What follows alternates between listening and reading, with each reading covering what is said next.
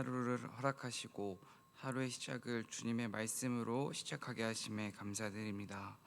변하는 세상 속에서 변하지 않는 하나님의 말씀을 붙잡기 원합니다. 이 시간 하나님의 말씀을 붙잡을 수 있도록 우리 마음의 귀를 열어 주시옵소서. 이 시간 부어주실 하나님의 은혜를 기대합니다. 예수님의 이름으로 기도드립니다. 아멘. 오늘 하나님의 말씀은 잠언 6장 20절부터 35절까지입니다. 잠언 6장 20절부터 35절까지입니다.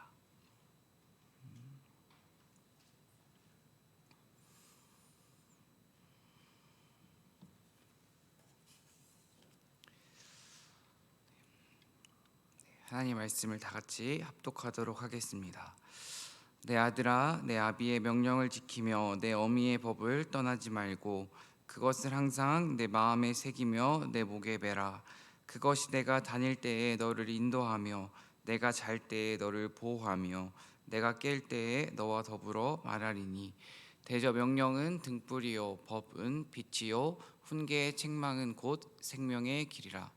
이것이 너를 지켜 악한 여인에게 이방 여인의 혀로 호리는 말에 빠지지 않게 하리라. 내 마음에 그의 아름다움을 탐하지 말며 그 등꺼풀에 홀리지 말라. 음료로 말미암아 사람이 한 조각 떡만 남게 됨이며 음란한 여인은 귀한 생명을 사냥함이니라. 사람이 불을 품에 품고서야 어찌 그의 옷이 타지 아니하겠으며 사람이 숯불을 밟고서야 어찌 그의 발이 되지 아니하겠느냐. 남의 아내와 통간하는 자도 이와 같을 것이라. 그를 만지는 자마다 벌을 면하지 못하리라. 도둑이 만일 줄일 때에 배를 채우려고 도둑질하면 사람이 그를 멸시하지는 아니하려니와 들키면 7배를 갚아야 하리니 심지어 자기 집에 있는 것을 다 내주게 되리라. 여인과 간음하는 자는 무지한 자라. 이것을 행하는 자는 자기의 영혼을 망하게 하며 상함과 능욕을 받고 부끄러움을 씻을 수 없게 되나니. 남편이 투기로 분노하여 원수 갚는 날에 용서하지 아니하고 어떤 보상도 받지 아니하며 많은 선물을 줄지라도 듣지 아니하리라. 우리는 지금 유혹하는 것이 참 많은 세상 가운데에서 살아가고 있습니다. 성적이고 자극적인 것은 말할 것도 없고 작은 노력으로도 큰 돈을 벌 수 있다는 일확천금을 말하는 시대 가운데에서 우리는 살아가고 있습니다. 유혹이 많다는 것은 그만큼 우리 마음을 흔드는 것이 많다는 것을 의미합니다.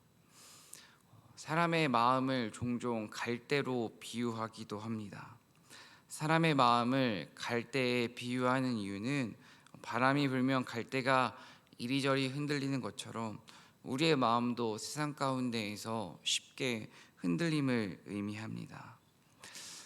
아무리 우리가 강하다고 말을 하고 큰 소리를 치고 나는 유혹에 넘어가지 않는다고 말할지라도 인생의 작고 큰 유혹에 넘어가고 쓰러지는 존재가 바로 사람입니다. 하지만 작은 유혹에도 넘어지는 존재가 사람이지만 내가 가야 하는 곳이 어디인지를 분명히 알고 살아가는 사람은 결코 약하지 않습니다. 예수님께서는 자신이 가야 하는 곳이 어디인지를, 그리고 예수님께서 다시 돌아가야 하는 곳이 하나님의 품이라는 것을 알고 계셨습니다. 그렇기에 예수님의 인생 가운데에서 하나님 외에 다른 어떤 것도 예수님의 삶을 흔들지 못했습니다. 우리가 세상의 소리에 흔들리고 낙심하는 이유는 우리가 가야 하는 곳, 그리고 우리가 다시 돌아가야 하는 곳이 어디인지를 확정하지 못했기 때문입니다. 잠언은 우리가 세상 가운데에서 하나님을 믿는 사람으로서 어떻게 구체적으로 살아야 하는지를 지금 우리에게 매일매일 말해주고 있습니다. 지금까지 살펴본 잠언 전체의 가르침을 살펴보면 인간의 삶에는 크게 두 가지 길이 있는 것 같습니다. 첫 번째 길은 사람들을 생명으로 인도하는 생명의 길이 있고, 다른 한편의 길은 사람들을 죽음의 길로 인도하는 어리석은 길이 있습니다. 생명의 길과 어리석음의 길, 그 두 가지 갈림길 앞에서 생명의 길을 선택하고 분별하고 걸어갈 수 있도록 도와주는 것이 하나님의 말씀입니다. 그리고 동시에 세상의 유혹으로부터 우리 자신과 우리 자녀와 우리 가정을 지켜주는 것이 바로 하나님의 말씀입니다. 우리를 지켜주고 인도하며 분별력을 허락하고 참된 자유를 허락하는 이 하나님의 말씀을 마음에 새기는 이 새벽 되길 간절히 소망합니다. 20절입니다. 내 아들아 내 아비의 명령을 지키며 내 어미의 법을 떠나지 말고. 내 아들아 라고 오늘 말씀이 시작되고 있습니다. 이 20절 말씀은 잠언 1장 8절에도 동일하게 나오는 말씀입니다. 자녀된 이들이 잊지 말아야 하는 것은 다른 것이 아니라 아버지의 명령과 어머니의 법입니다. 그렇다면 자녀된 이들이 부모님의 명령과 법을 떠나지 말아야 하는 이유가 무엇일까요? 자녀가 부모의 말씀에 순종해야 하는 이유는 하나님께서 자신의 지혜를 대리하게 하신 존재가 바로 부모이기 때문입니다. 그렇다면 이렇게 생각할 수도 있습니다. 아버지의 명령을 어기지 않고 어머니의 법을 떠나지 않는다는 것은 하나님의 명령을 어기지 않고 하나님의 법을 떠나지 않는다는 것을 의미합니다. 즉 부모님에 대한 순종은 하나님에 대한 순종으로 이어지는 것입니다. 21절입니다. 그것을 항상 내 마음에 새기며 내 목에 매라. 부모님의 말씀에 순종하고 부모님의 교훈을 지키고 가까이 하는 것만으로 그치지 말고 부모님의 교훈을 마음에 새기고 목에 매라고 오늘 말씀에서는 말해주고 있습니다. 목에 맨다는 것이 어떤 의미일까요? 우리가 비행기를 타고 외국에 나가면 가장 중요하게 여겨야 하는 물건이 있습니다. 바로 여권입니다. 그 여권이 없으면 그 외국에 들어갈 수도 없고 많은 시간 동안 고생을 해야 됩니다. 여권이 그만큼 중요하기 때문에 많은 사람들은 여권을 목에 매달고 다니기도 합니다. 지금은 비밀번호를 누르고 집에 들어가지만 예전에는 키로 문을 열고 들어갔었습니다. 그래서 제가 초등학교 시절에는 많은 친구들의 목에는 집키가 걸려 있었습니다. 여권이 없으면 어떠한 나라에 들어가지 못하고 키가 없으면 집에 들어갈 수도 없습니다. 여권도 키도 아주 중요한 것이기에 절대 잃어버리면 안 되는 것이기에 목에 매달고 다니는 것입니다. 목에 맨다는 것은 그만큼 중요하다는 것을 의미합니다.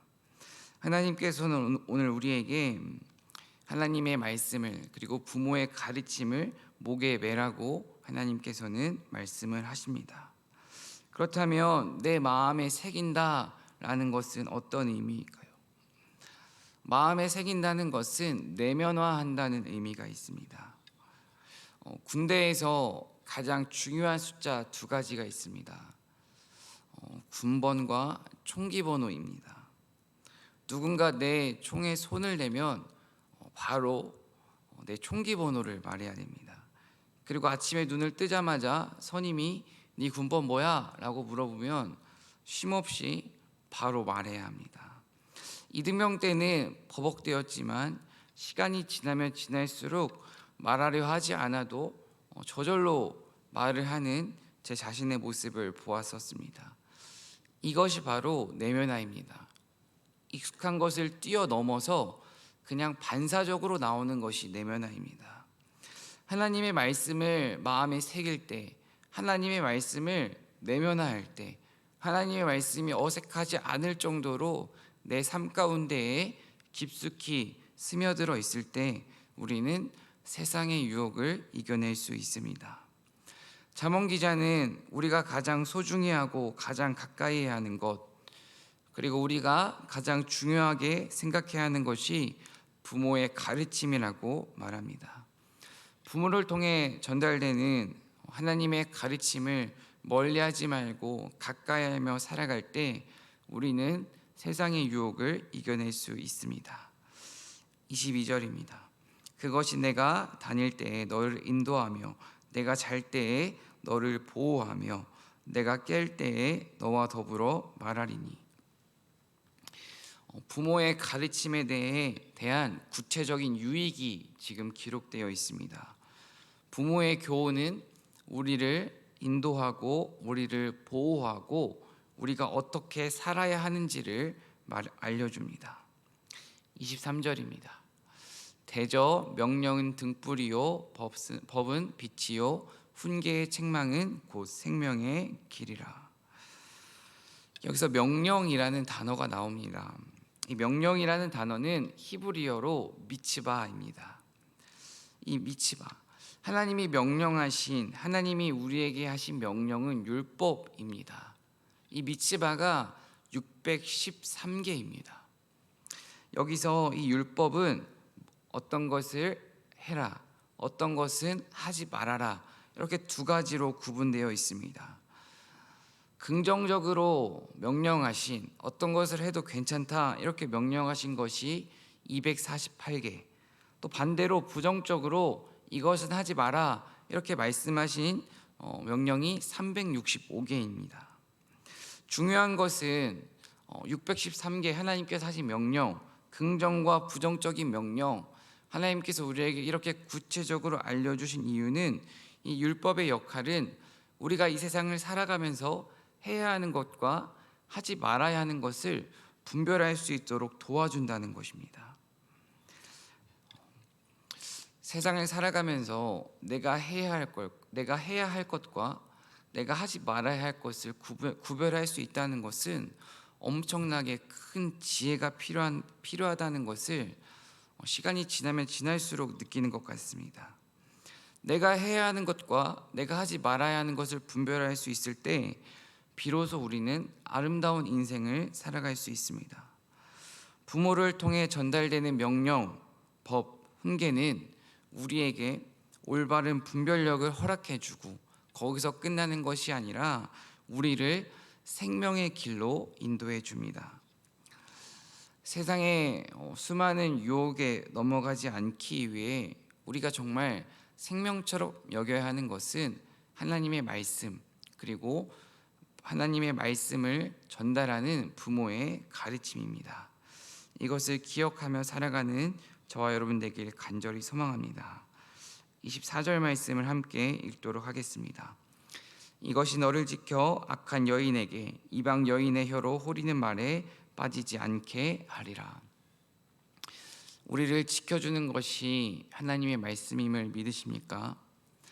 특별히 오늘 말씀에서는 부모로부터 전달되는 가르침의 목적은 악한 여자로부터 지키기 위함이며 이방 여인의 혀에서 나오는 호리한 말로부터 지키기 위함이라고 기록되어 있습니다. 25절 말씀을 함께 읽도록 하겠습니다. 내 마음에 그의 아름다움을 탐하지 말며 그 눈꺼풀에 홀리지 말라. 여기서 말하는 아름다움은 사람의 내면적인 아름다움이 아니라 사람의 외적인 아름다움을 의미합니다. 오늘 잠언 기자는 음녀의 호리는 말과 외적인 아름다움이라는 눈에 보이고 귀에 들리는 유혹에 빠지지 말 것을 우리에게 경고합니다. 마귀는 언제나 우리 눈에 보이는 것, 우리 귀에 들리는 것으로 우리를 유혹합니다. 이 마귀의 유혹에 넘어가는 순간 우리의 영혼은 더러워지는 것으로 끝나는 것이 아니라 우리의 영혼은 스올로, 즉 지옥으로 기울어지는 것입니다. 그렇기에 잠언 기자는 음녀의 호리는 말에 빠지지 말 것을, 그리고 음녀의 아름다움을 탐하지 말라고 오늘 강하게 명령하고 있습니다. 26절부터 28절까지 말씀을 함께 읽도록 하겠습니다. 음녀로 말미암아 사람이 한 조각 떡만 남게 됨이며 음란한 여인은 귀한 생명을 사냥함이니라. 사람이 불을 품에 품고서야 어찌 그의 옷이 타지 아니하겠으며 사람이 숯불을 밟고서야 어찌 그의 발이 되지 아니하겠느냐. 특별히 오늘 음란한 여인은 결혼한 여자를 의미하고 있습니다. 결혼한 여인과 부정한 관계를 맺은 결과에 대해서 지금 말해주고 있습니다. 쉽게 말해 오늘 말씀에서 말해주는 결혼한 여인과 부정한 관계를 맺는 것에 대한 결과는 옷이 타는 것과 발이 데이는 것입니다. 불을 우리 품에 품으면 내 옷이 타는 것은 당연합니다. 그리고 우리가 숯불을 밟으면 우리 발이 데이는 것은 당연합니다. 하나님께서는 지금 은유적으로 우리에게 말씀해 주고 있는 것입니다. 음란한 여인과 부정한 관계를 맺으면 우리의 영혼이 더러워지고 하나님의 심판이 임하는 것은 당연하다는 것을 지금 잠언 저자는 우리에게 말해주고 있습니다. 이 말씀을 묵상하면서 지혜라는 것에 대해서 다시 한번 생각해 보았습니다. 지금 눈앞에 즐거움만을 보고 지금 당장의 행복만을 보고 어떤 것을 선택하는 것은 지혜가 아닙니다. 지혜라는 것은 지금 눈앞에 즐거움, 눈앞에 행복, 그것만으로 만족하는 것이 아니라 먼 미래를 헤아릴 수 있는 것, 이것이 참된 지혜가 아닐까라는 생각을 해보았습니다. 당장의 즐거움, 당장의 행복만 쫓는 것이 아니라 먼 미래의 즐거움과 행복을 위해 내가 지금 어떠한 선택을 해야 하는지 하나님의 지혜를 구하는 이 새벽 되길 간절히 소망합니다. 29절입니다. 남의 아내와 통간하는 자도 이와 같을 것이라. 그를 만지는 자마다 벌을 면하지 못하리라. 여기서 말하는 남의 아내는 정확히 살펴보면 친구의 아내를 의미합니다. 친구의 아내와 부정한 관계를 맺는 사람도 하나님의 벌을 면하지 못합니다. 친구의 아내와 부정한 관계를 맺는 것, 결혼한 여인과 부정한 관계를 맺는 것, 이것을 통해 우리가 깨달아야 하는 것은 하나님의 눈은 절대 속일 수 없다는 것입니다. 당장 사람은 속일 수 있고 친구는 속일 수 있을지라도 하나님의 눈은 절대 피할 수 없습니다. 사람의 심판은 당장 피할 수 있을지라도 하나님의 심판은 절대 피할 수 없습니다. 그렇게 지금 내가 부정한 관계를 맺는 것이 있고 있다면 미룰 것이 아니라 지금 당장 끊어내야 합니다. 우리의 힘으로 끊을 수 없기에 하나님의 은혜를 구하며 음란한 관계는 반드시 지금 당장 끊어내야 합니다. 지금 내가 끊어내야 하는 것이 있다면 미루지 않고 끊어낼 수 있는 믿음과 용기가 생기길 간절히 소망합니다.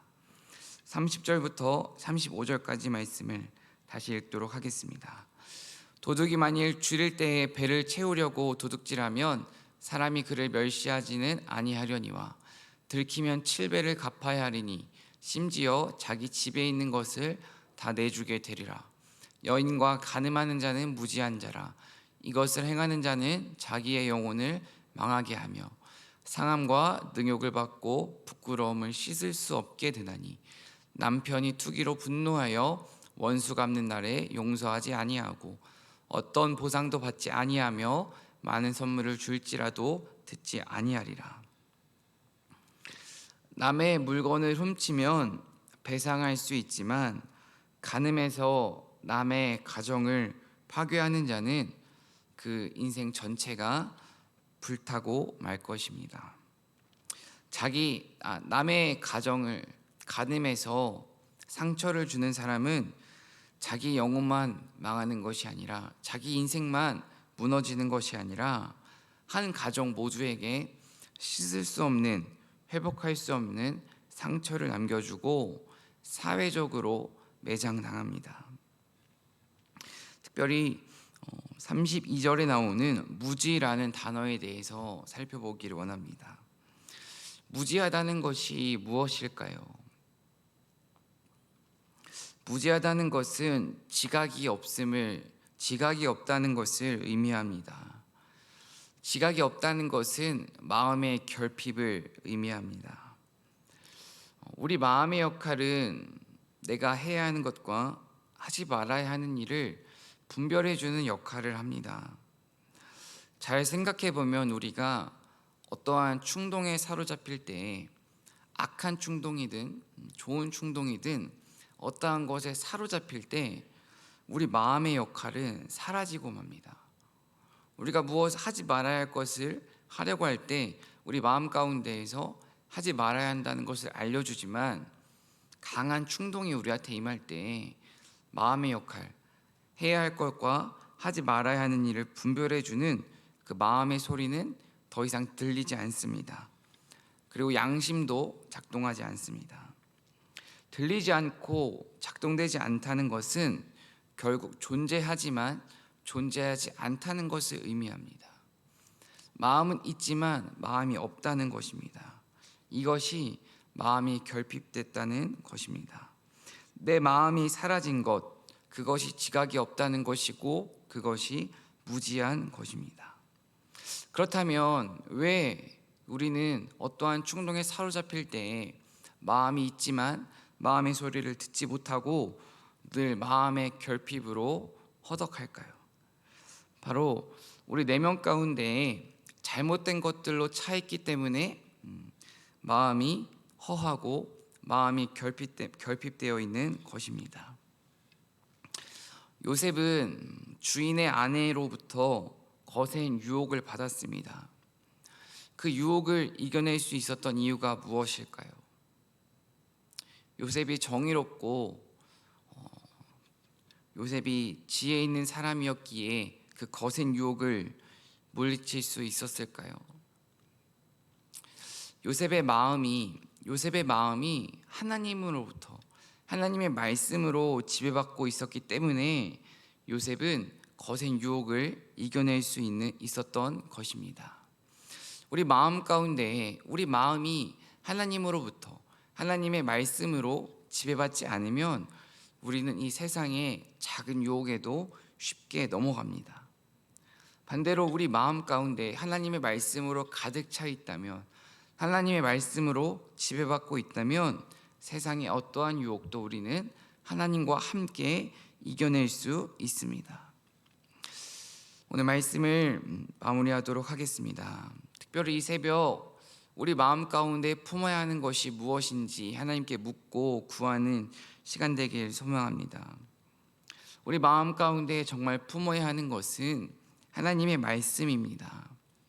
말씀의 지배를 받아야 음란의 유혹으로부터, 돈의 유혹으로부터, 세상의 유혹으로부터 우리는 이겨낼 수 있습니다. 단순하게 유혹을 이겨내는 것으로 끝나는 것이 아니라 죽음의 길로부터 벗어나 생명의 길로 인도함을 받을 수 있습니다. 오늘 말씀의 제목, 우리의 존재를 사리는 불같은 유혹. 그렇게 강한 유혹으로부터 이겨내기 위해 다른 것이 아니라 말씀으로 지배받는 저와 여러분 되길 간절히 소망합니다. 다른 것이 아니라 하나님의 말씀으로 우리 삶을 조율하고 음란을 멀리하고 말씀을 가까이 하는 오늘 하루가 되길 주님의 이름으로 소망합니다. 기도하겠습니다. 사랑의 하나님, 오늘도 우리에게 새로운 날을 허락하셔서 주님의 말씀을 듣고 주님의 말씀을 묵상하며 기도로 하루를 시작할 수 있게 하심에 감사드립니다. 우리가 걷고 보고 듣고 만지는 이 세상의 모든 것이 하나님의 작품임을 기억하고 하나님께서 우리에게 허락하신 은혜임을 기억하며 하나님과 함께 살아가는 인생을 살 수 있도록 주님께서 은혜 허락하여 주시옵소서. 내가 할 수 있는 것과 하지 말아야 하는 것에 대해 구분할 수 있는 분별력을 우리에게 허락하여 주시고 하나님이 정하신 한계를 지키는 것이 나에게 가장 복된 길임을 믿음으로 받아들이고 올곧게 그 길을 걸어갈 수 있도록 주님께서 인도하여 주시옵소서.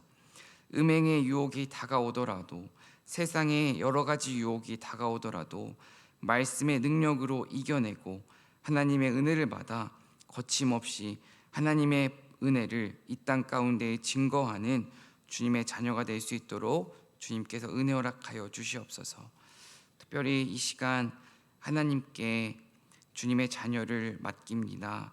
이 아들을 주님께서 기억하여 주시고 이 아들의 인생 가운데에 주님께서 주인이 되어 주시고 이 아들의 인생에 하나님의 은혜를 허락하여 주셔서 하나님을 가까이 하는 것이 가장 큰 복임을 어릴 때부터 깨달아 하나님께 칭찬받는 주의 아들로 성장할 수 있도록 주님께서 붙들어 주시옵소서.